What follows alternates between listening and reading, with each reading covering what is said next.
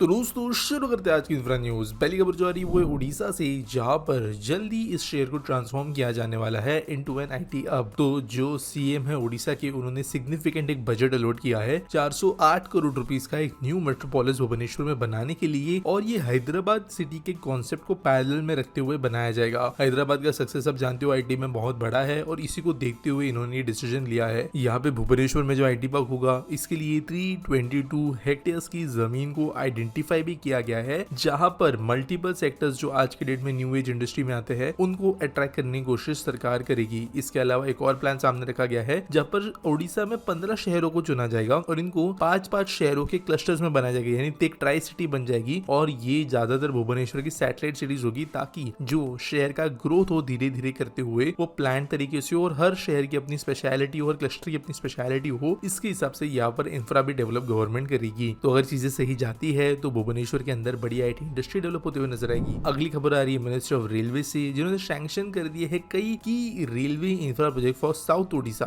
तो जो ECOR है, उन्होंने प्रेस रिलीज के दौरान ये कहा, नौपाड़ा गुनुपुर थेरुवली रेलवे लाइन का डबलिंग, 250 किलोमीटर लंबा Gopalpur Raigarh new rail line, इन जैसे प्रोजेक्ट्स को जो है अप्रूवल दे दिया गया है, जो न सिर्फ passenger amenities but mainly goods and services के लिए काम में आएंगे। अगली खबर दोस्तों अहमदाबाद से, जहां पर जो है कि फाइनेंस मिनिस्टर ने अनाउंस किया है कि Ahmedabad Gandhinagar metro rail service जो है फेज 2 वो इस साल के एंड तक कंप्लीट हो जाएगी। उन्होंने कहा कि 55% काम सूरत मेट्रो का भी कंप्लीट हो गया है, और यहाँ पर जो ये टोटल 2730 करोड़ का प्रोजेक्ट है, जल्दी लोगों को अपने सर्विसेज देना शुरू करेगा। वैसे दोस्तों गिफ्ट सिटी अहमदाबाद गांधीनगर होते हुए मेट्रो चलती है, ये फेज 2 की अब बात चल रही है। सूरत में अब तक मेट्रो नहीं चलती, लेकिन तेजी से उसके ऊपर काम हो रहा है, जिसके लिए यहाँ पर चीजें सही से हो रही है, ऐसा फाइनेंस मिनिस्टर ने कहा है। साथ साथ एक और प्लान अनाउंस किया गया है 2000 नई बसेस खरीदने के लिए, जो कि मॉडर्न होगी, और 400 मेडी बसेस खरीदने के लिए, जो काइंड ऑफ छोटी होगी, रूरल एरियाज इंडस्ट्रियल एरियाज के अंदर लेबर्स और लोगों को कनेक्ट करेगी। अगली खबर दोस्तों जा रही है वो हिंदुस्तान कंस्ट्रक्शन कोऑपरेटिव लिमिटेड और टाटा प्रोजेक्ट्स लिमिटेड के बीच में हुए एक जॉइंट वेंचर से रिलेटेड, जो कि डिक्लेयर हो गए हैं as the lowest bidder for civil construction contract of Indore metro yellow lines underground section. तो इंदौर मेट्रो की लाइन में एक 8.626 किलोमीटर का अंडरग्राउंड पैकेज है, जहां पर एक रैंप बनेगा इंदौर रेलवे स्टेशन के पास में, और इंदौर के देवी अहिल्याबाई होलकर एयरपोर्ट के साथ ट्विन टनल्स के साथ वो कनेक्शन देगा। और यहाँ पे स्टेशन जो है वो इंदौर रेलवे स्टेशन, राजवाड़ा, छोटा गणपति, बड़ा गणपति, रामचंद्र नगर, BSF कल्हानी नगर, एयरपोर्ट, इन जैसे सेक्शंस होंगे, स्टेशन होंगे। और यहाँ पर ये लाइन के लिए contract Tata HCC joint venture को मिला है। 2550 करोड़ का ये टेंडर है, जहाँ पर 4 साल की डेडलाइन दी गई है। अगली खबर दोस्तों आ रही है भुवनेश्वर के बीजू पटनायक इंटरनेशनल एयरपोर्ट से रिलेटेड, इसे जल्द मिलने वाला है एक तीसरा टर्मिनल। तो काम शुरू हो गया है न्यू टर्मिनल पे, जो कि एक्सपेक्टेड है कि जल्द ही इस साल अप्रैल में ही खुल जाएगा, और 30,000 स्क्वायर फीट का यहाँ पर स्पेस एलोकेट किया गया है थर्ड टर्मिनल बनाने के लिए। 1000 करोड़ का बजट दिया गया है पूरे प्रोजेक्ट के लिए। अगली खबर दोस्तों Maharashtra metro rail corporation limited से, जिन्होंने फाइनलाइज कर दी है tender design for 6 station in the ambitious Thane ring metro project, और 12,200 करोड़ के ये टेंडर्स होंगे। काम बहुत ही ज्यादा तेज से आगे बढ़ रहा है इस प्रोजेक्ट पे, जहां पर तुर्बे बेस्ड असिस्टम STUP ने जो है टेंडर डिजाइनिंग के लिए जीता है फॉर वाटरफ्रंट, वाघपिल, विज्ञान नगरी, डोंगरीपाड़ा, मानपाड़ा और doctor Kashinath Ghanekar auditorium station. यहाँ पर जो है स्टेशन डिजाइन फाइनल होने के बाद में दूसरे भी कंसल्टेंसी के साथ बात करके अलाइनमेंट वगैरह फाइनल की जाएगी, आइडेंटिफाई की जाएगी अलाइनमेंट, जहाँ पे चीजें बेस्ट हो सकती है उस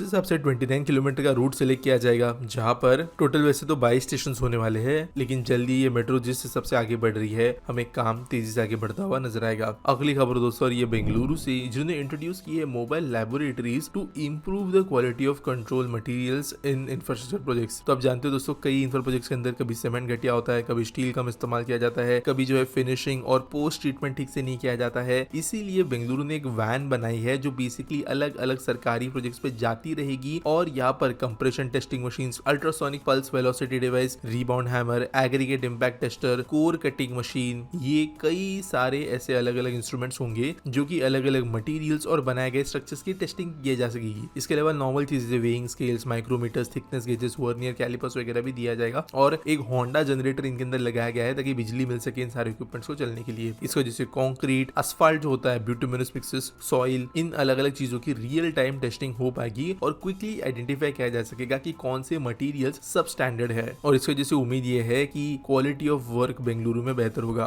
अगली खबर दोस्तों और ये लार्सन ट्यूब्रो से, जो इंडिया की लार्जेस्ट लिस्टेड इंफ्रास्ट्रक्चर फर्म है, और उन्होंने अनाउंस किया है कि उनका जो minerals and metals business vertical है, उन्होंने सिक्योर किया एक सिग्निफिकेंट ऑर्डर फ्रॉम हिंदाल्को, और ये कॉन्ट्रैक्ट है for engineering, procurement and construction and installation of 850 KTPA greenfield alumina refinery plant in Odisha. तो ओडिशा के अंदर की वन ऑफ द ये बिगेस्ट रिफाइनरी होने वाली है, और ये जो ईपीसी कॉन्ट्रैक्टर है यहाँ पर ना सिर्फ अलुमिना के लिए प्लांट बनाएगा, यानी एलएनटी सिर्फ अलुमिना के लिए प्लांट नहीं बनेगी, लेकिन एल्यूमिनियम और कॉपर प्लांट्स के भी एक्सपांशन में काम करेगी। यहाँ पर हिंदाल्को बड़े लेवल पे ग्रो करने की कोशिश कर रही है। मिडिल ईस्ट के अंदर वैसे इन्होंने बनाया है ब्राउन फील्ड और ग्रीन फील्ड रिफाइनरी प्रोजेक्ट, तो ऐसा नहीं इनके पास में एक्सपीरियंस नहीं है रिफाइनरीज बनाने का, इन्होंने इससे भी बड़ी रिफाइनरीज बनाई है, और यहाँ पर एक और बड़ा कॉन्ट्रैक्ट इनको मिला है। अगली खबर दोस्तों ये जीबीएम इको लाइफ मोबिलिटी से, जो जेबीएम ऑटो की एक सब्सिडरी है, और इनको एक ऑर्डर मिला है ₹5,500 करोड़ का to supply 1021 electric buses under PM E bus Sewa scheme tender 2। तो दोस्तों यहाँ पर कन्वर्जेंस एनर्जी सिस्टम्स लिमिटेड, इनके द्वारा ये सिस्टम दिया गया। कभी कभी आपने देखे होंगे कि शहर के अंदर जेबीएम की बसेस चलती है, और कई बार उनके ऊपर फेम वगैरह भी लिखा होता है, पीएम ई सेवा बस भी लिखा होता है। तो ये काइंड ऑफ स्कीम्स होती है जहाँ पर सेंट्रल गवर्नमेंट सब्सिडाइज कर रही है कई शहर और स्टेट्स को इलेक्ट्रिक बसेस खरीदने के लिए, जहाँ पर ये उनको दिए जाएंगे। यहाँ पर मेंटेनेंस, सप्लाई, ऑपरेशन सब जो इंक्लूडेड है। अगली खबर दोस्तों दिल्ली मेट्रो रेल कॉर्पोरेशन से, जिन्होंने एक सिग्निफिकेंट एग्रीमेंट साइन किया है with Backhaul Digital Technologies Private Limited to boost internet connectivity across its corridors. तो दोस्तों मेट्रो के पास में एक बेनिफिट ये होता है ना कि ये ऑटोमेटिकली जाल बना चुकी है शहर के अंदर अलग अलग रूट्स के अंदर, और इसके वजह से इनके जो ट्रैक्स के बगल की जगह है, इनके जो आप कह सकते हो पिलर्स वगैरह है, जो गर्डर्स है, ये एक बहुत अच्छा स्पेस और कॉरिडोर प्रोवाइड कराते हैं इंस्टॉलेशन के लिए, बिजली या फाइबर ऑप्टिक वगैरह के लिए। और इसीलिए इन्होंने डिसाइड किया कि वो 700 किलोमीटर का फाइबर ऑप्टिक केबल लगाएंगे अक्रॉस मेट्रो लाइंस, जहाँ पर एयरपोर्ट लाइन को भी इंक्लूड किया जाएगा, पिंक और मेजेंटा लाइन को भी इंक्लूड किया जाएगा, जो कि इनिशियली इंस्टॉलेशन जिनको मिलेगा वो लाइन से अगले 6 महीने में। और ये फाइबर नेटवर्क ऐसा नहीं है कि डीएमआरसी खुद इस्तेमाल करेगी, ये